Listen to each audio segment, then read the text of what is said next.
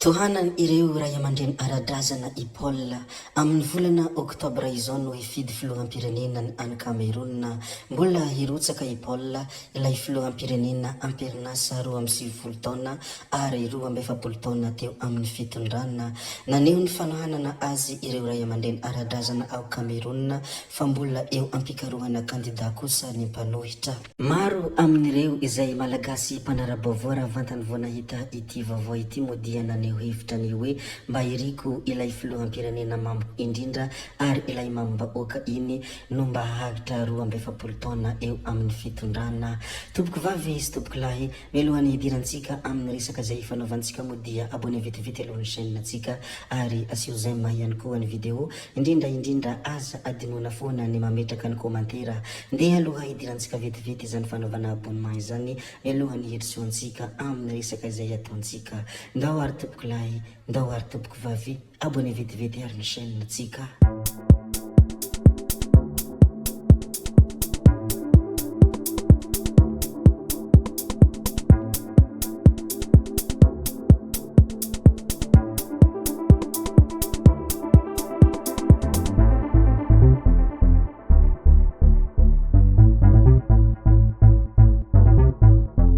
Hiresaka mikasika any Ramatoa Bentanana Harlala Ramanantsoa moa isika ny andro omaly sy ny hafatra izay nomeny tamin'izany andro alatsinainy izany.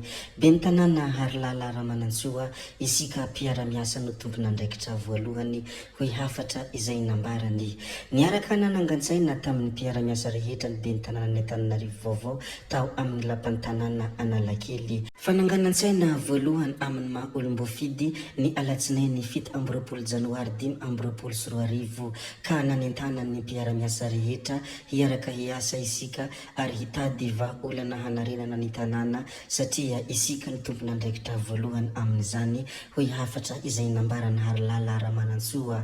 Nanao antso ihany koa i Ramatoa Harlala Ramanantsoa ho an'imponina sy ireo mpiara-mombon'antoka amin'ny komina Antananarivo renivohitra. Taorian'izany fotoana izany moa dia nitafamevantana izy tamin'ny ireo mpanolontsaina municipal izay notarihan'ny filohan'ny filan-kevitra municipal Ralitera Guy Andriamparany. Izany moa ny zava-nisy ny omaly ny andro iny alatsinainy iny ny mikasika ilay bentanana ny Antananarivo vaovao tsy iza moa izany fa Ramatoa Harlala Ramanantsoa izay niaraka nanangan-tsaina tamin'ny mpiara-miasa rehetra. Nilazalaza sy niresadresaka ny mikasika any Ramatoa Bentanana Harlala Ramanantsoa moa isika teo fandeha ary isika hijery kely ny fanehoan-kevitra izay nambarana Harriety ny tao amin'ny Facebook ny ity fanehoan-kevitra izay nambarana Ramatoa Harriety ity moa dia mikasika ny filoham-pirenena ankehitriny sy ireo minisitra sasansasany. Miasa irery sady tsy ampitohana ny filoha hoy ny fanehoan-kevitra izay nambarana ity Harriety ity. Tsy hoe tonga lafatra be ny fitondrana ankehitriny hoy ny ministry ny serasera teo aloha tsy iza moa izany fa Ramatoa Lalatina. Izy tena ny manokana mahita fa tsy mitovy ny hafengana ampandeha amin'ny filoha mihitsy ny governemanta ankehitriny.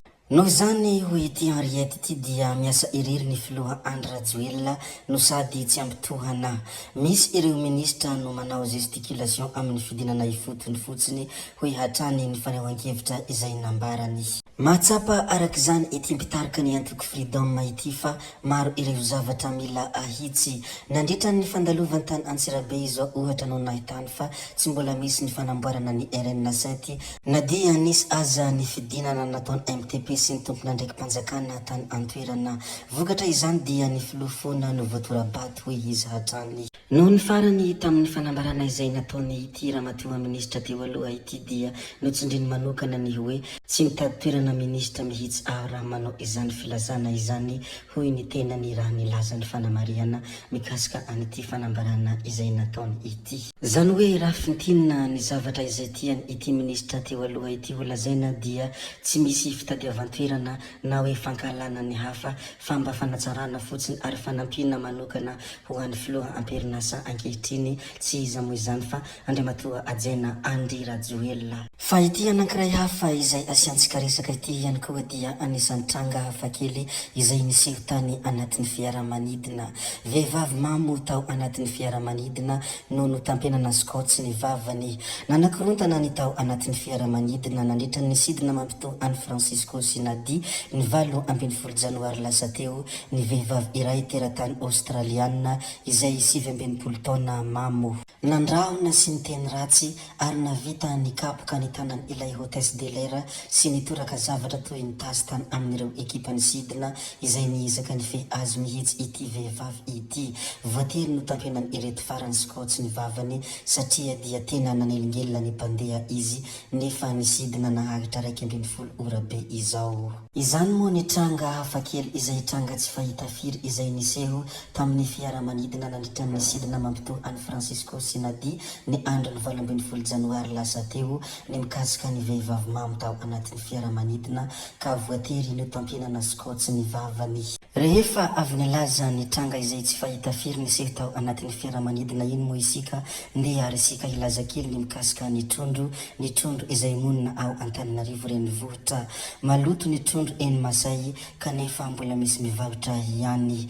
Efa tsena maro ao Antananarivo renivohitra no hivarotany ireto mpanjondro ny trondro azo eny amin'ny faritra Masay ireto. Hita moa izany fa ny ankevitra izany nandritra ny fandaharana tranga miafina izay misy ao amin'ny pejy vaovao 24-7. Ny andro omaly moa dia nisy fahiny tao anatin' io fandaharana io ka izany fahiny izany no naneho io fanehoan-kevitra io. Raha araka ny fanambarana izay nataony ity vahiny ity hatrany tao anatin'izany fandaharana tranga miafina izany dia amin'ny 4 ora maraina izy ireo no mifampitoana mandeha manjono ary tsy maintsy miafina izy ireo satria tsy ara-dalàna. Manodidina ny 10 kilao isan'andro eo no azony izy ireo. Miaiky izy ireo fa maloto ny trondro azo eto kanefa mbola misy mpanjono mitondra izany amidy eny antsena ary efa misy mpandray mihitsy aza.